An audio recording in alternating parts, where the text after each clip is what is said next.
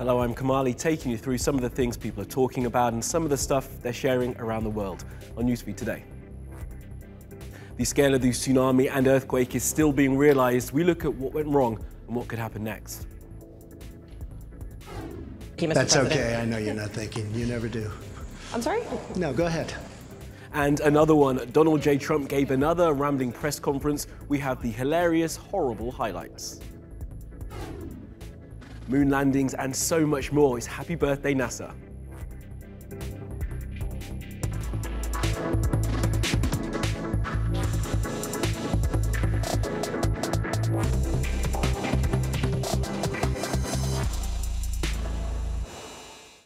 On top of our newsfeed, Indonesia tsunami. Now, we know that at least 1,000 people are dead after an earthquake and tsunami devastated the island of Sulawesi.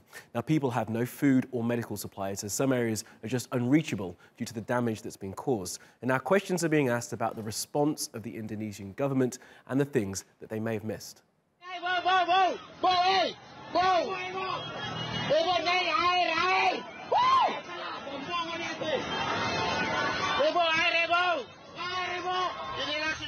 As the tsunami waves were approaching the Palu coast in Indonesia, a few people were desperately trying to alert passers-by, who were woefully unaware of what was coming.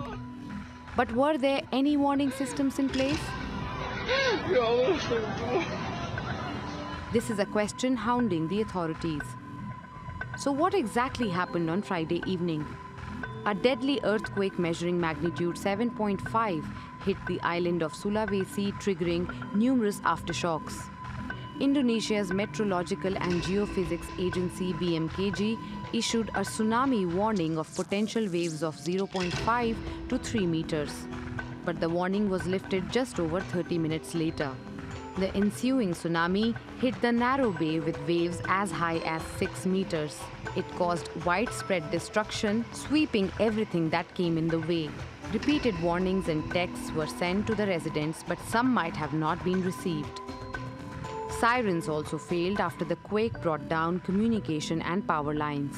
So essentially, the alerts were useless when the disaster hit. But what's now appearing is a deeper problem. An early tsunami warning system has been stalled for years. The reason? Financing delays and inter-agency fighting. The existing system, set up after the deadly Indian Ocean tsunami of 2004, was made up of a network of 170 seismic broadband stations, 238 accelerometer stations, and 137 tidal gauges. But the systems were not properly maintained and were unable to accurately gauge the scale of the tsunami. The nearest tidal sensor was 200 kilometers off Palu. 21 early detection tsunami buoys were donated by the US, Germany, and Malaysia after the 2004 disaster. Authorities say these buoys have not been working for 6 years. Some have been damaged, others stolen. Rescuers have also struggled to evacuate survivors trapped in the destruction. We face many obstacles on the evacuation process. Power outages, limited communication access, insufficient heavy equipment, and very limited number of personnel and equipment. Indonesia sits on the Pacific Ring of Fire and is regularly struck by earthquakes. The tsunami waves have left behind a humanitarian disaster and a lot of unanswered questions. We've had a disaster, but we haven't had any help. Why isn't the government helping us? Where is the support for us while we are suffering? We are the unlucky ones. We have already lost our relatives. Where is their heart?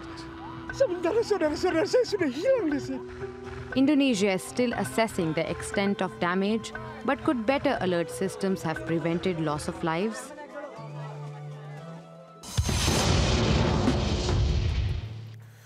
Now, the President of the United States held another one of those free-flowing press conferences yesterday. Ostensibly, it was to talk about his much-hailed new trade agreement with Mexico and Canada. And while he stuck to the script for most of it, the internet was more interested in moments like these. I'm not a drinker. I can honestly say I never had a beer in my life, okay? Right. It's one of my only good traits. I don't drink. Whenever they're looking for something good, I say, I never had a glass of alcohol. I've never had alcohol. I've just, for whatever reason. Can you imagine if I had? What a mess I'd be. I'd be the world's worst. But I never drank. I never drank, okay? I think the press has treated me unbelievably unfairly. In fact, when I won, I said, the good thing is now the press finally gets it. Now they'll finally treat me fairly. They got worse. They're worse now than ever. They're loco, but that's okay. I put up with it. Go ahead. I use that word because of the fact that we made a deal with Mexico. So, okay, question? Yeah, go ahead. Sure. She's shocked that I picked her. No. She's like in a state of shock. I'm not thinking, Mr. President. That's okay. I know you're not thinking. You never do. I'm sorry? No, go ahead. Go ahead. In a tweet this weekend, Mr. President, you said that it's incorrect to say you're limiting the scope of the FBI investigation. What does that have to do with trade? I don't mind answering the question, but, you know, I'd like to do the trade question. It has to do with the other headline in the news, which is the Kavanaugh nomination. I know, but how about talking about trade, and then we'll get to that. We'll do that later. And it's that last exchange we want to focus in on, because as you heard, Donald Trump said, "You're not thinking." But it's now reported on Twitter and elsewhere that the White House official record says that Trump actually said, "You're not thanking," which obviously doesn't make any sense. And it's not the first time that Trump and his administration and those that support him have tried to edit our shared history. Last week at the UN General Assembly, Donald Trump was laughed at. In less than 2 years, my administration has accomplished more than almost any administration in the history of our country. America's so true.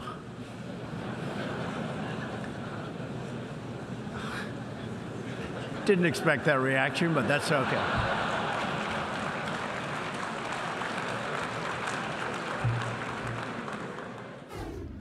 But when Fox News tweeted that moment out for their viewers, it was split into 2 posts, with the laughter taken out. In less than 2 years, my administration has accomplished more than almost any administration in the history of our country. America's economy is booming like never before. Since my election, we've added $10 trillion in wealth. And then back in the summer, remember this, when he met President Putin in Helsinki and was asked about Russian interference in the US election. He first said this. People came to me, Dan Coates came to me and some others. They said they think it's Russia. I have President Putin. He just said it's not Russia. I will say this, I don't see any reason why it would be. And then the next day he came back and said what he actually said was this. In a key sentence in my remarks, I said the word would instead of wouldn't. The sentence should have been, I don't see any reason why I wouldn't, or why it wouldn't be Russia. Now, as funny as these moments are, they're also hugely problematic. What we're seeing play out in these examples and countless others by governments all over the world is a threat to democracy and a challenge to what people take as truth.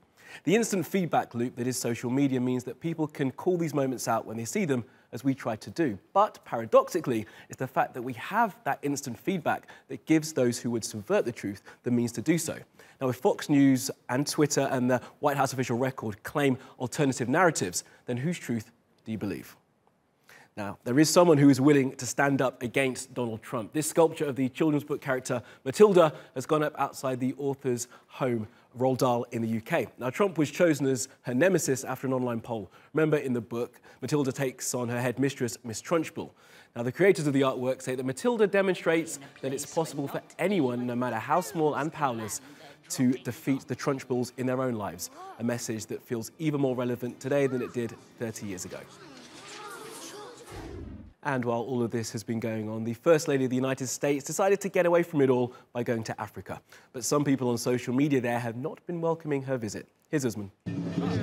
US First Lady Melania Trump has arrived in Ghana's capital, Accra, to begin her first solo trip abroad. The 4-country tour of Africa will also take her to Kenya, Malawi and Egypt. It's part of her Be Best campaign and will focus on promoting healthcare and education.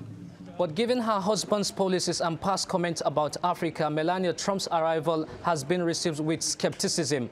Now, let's take a look at some of these criticisms on social media, with one opinion here saying that to the president of African nations where Melania Trump is expected to visit, if they have a little bit of pride and dignity, they should not welcome her because her husband was the one who used derogatory, if you like, an impolite manner about the continent. Another opinion here is saying if Melania Trump is visiting the continent or 4 countries across the continent to focus on child well-being, why is she going all the way to those countries while there are also hundreds of children who are being separated from their immigrant families and residing in tent cities in Texas? Also, another opinion here is saying countries were routinely selected. Why? Because of political motivation. We are aware that President Trump was the one who cut aid delivery to some of African nations based on political motivation. So based on the trip, Francophone countries or French-speaking countries, particularly from Central African regions, are not expected to receive Melania Trump because they were being neglected. All right, let's go around the world now for some other stories you need to know this Tuesday. Now, in a moment that children of the 80s have long waited for, choose-your-own-adventure stories are becoming more real. Netflix say the latest Black Mirror season will have at least one episode where the viewer can make decisions on how the narrative unfolds. Yes! If that show needs any excuse to be better, this is it. A scientist who works at the European Organization for Nuclear Research says that physics was invented and built by men and that it's not by invitation. His name is Alessandro Strumia, and he also said that women studied gender studies so they could later complain about the lack of jobs in science. He's been suspended from his job.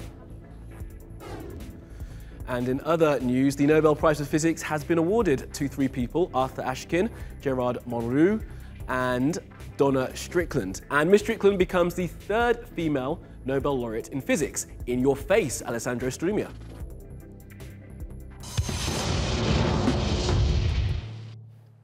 Now, a Palestinian teenager who was held by Israeli forces for months after she slapped a soldier has been hosted in Spain at Real Madrid. Ahed Tamimi was there as one of the stops on her European tour, trying to draw attention to the problems faced in Palestine.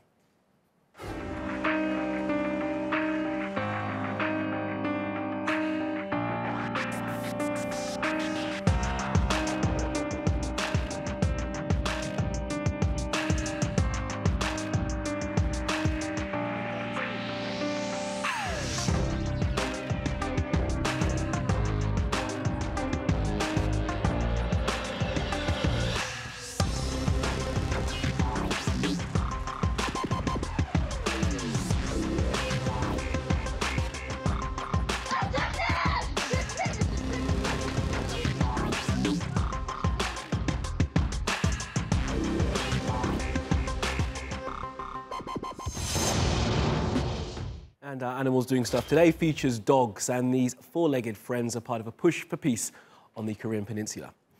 These Pungsan hunting dogs are called Gomi and Songgang. They've been gifted by Kim Jong-un and will eventually go to the Blue House, the official residence of the South Korean president. And Mr. Moon has a thing for animals, apparently. Reports say that he has something of a menagerie, including a rescue dog, a cat called Tori, and Jingjing. And last up, NASA's 60th. It's the 60th birthday of the American Space Agency, so many happy returns, NASA. Now, space types, including people who watch, like the astrophysicist Neil deGrasse Tyson, and people who do, like Serena Chancellor, have been tweeting their congrats. And there have been so many landmark moments for the agency, we couldn't decide on the most significant, so we thought we'd play you one of the funniest. Take it away, Major Tom. This is ground control to Major Tom. You've really made the grade, and the papers want to know whose shirts you wear. But it's time to guide the capsule if you dare. This is Major Tom to ground control.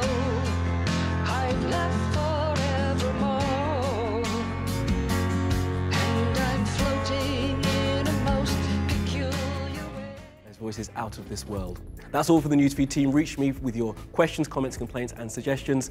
I'm Max Kamali Melbourne. You'll find us 24/7 on Twitter, YouTube and Facebook.